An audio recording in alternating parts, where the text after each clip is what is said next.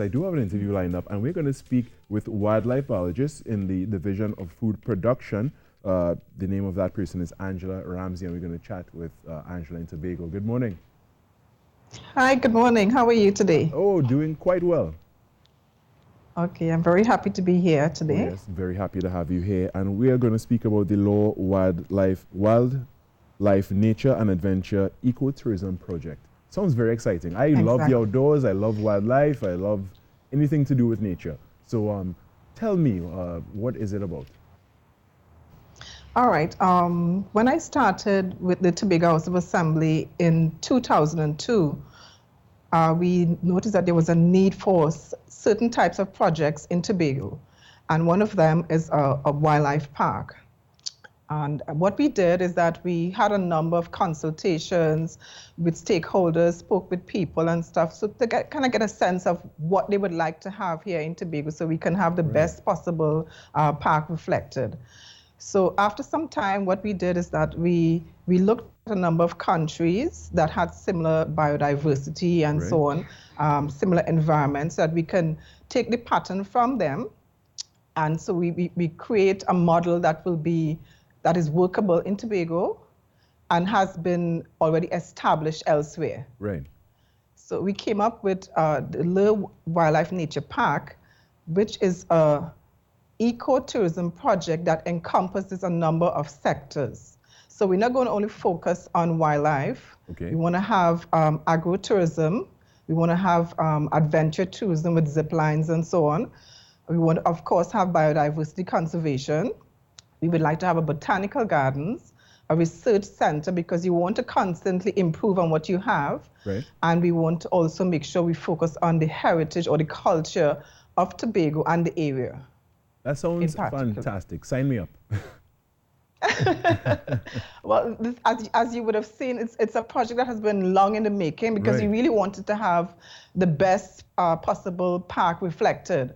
So it took some time in coming, and I always believe that nothing happens before its time. Right. So we are at the stage now where we are actually doing the feasibility study going forward so that we can be well advised as to the appropriate structures, in terms of the type of buildings that needs to be there, the types of facilities appropriate to the area, and so on, keeping within the international standards of conservation. Right. You spoke about the time there, and is there a timeline thus far for the completion of the project?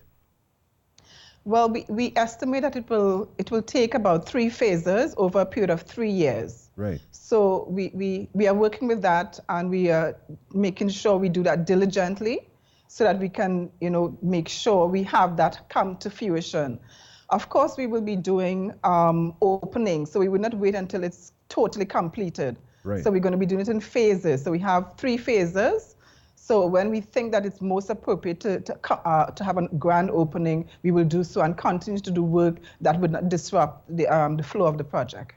Definitely. And you mentioned earlier that they would do research as to ascertain what are the best types of buildings and the codes and standards that should be adhered to. And this being something that is based in the environment and focuses on conservationism, will there be the use of renewable sources of energy to power it, for instance, solar panels and such, and would there be more sustainable ways of water catchment and such? Well, exactly, because as I said, we want to make sure whatever we're doing, it's within the international standards, right? And we want to be very modern, and we want to be very green. So we'll be doing a lot of recycling. We will make sure we use solar energy and stuff incorporated. And hence the reason why we're having the feasibility study, so that we can be able to be well advised. Now, when we came up with the project, we had a concept of what we wanted, but that was just our thoughts and our thinking and putting the ideas in paper and so on paper and reflecting what our thoughts were. But now we're at the stage we would have had a study tour, right? Because we looked at a couple of countries. We looked at Brazil, we looked at Costa Rica, we looked at Africa, we looked at Australia, and we looked at Canada for models. Right. And we came out with Costa Rica being the #1 country that is recognized internationally for these types of parks. So we are going to be going with that model And what we did is that we incorporated specialists from these areas to guide us going forward. So the contractor that is actually doing the feasibility study for us is basically a consortium. We have persons coming from Costa Rica, Panama, and they will be working with a local contractor here so that they can learn as well. And they will be able to guide us better in terms of what is most appropriate going forward. Yeah, it sounds like a big project, you know, with a lot to be considered before trying to undertake it. And well, so far so good, right?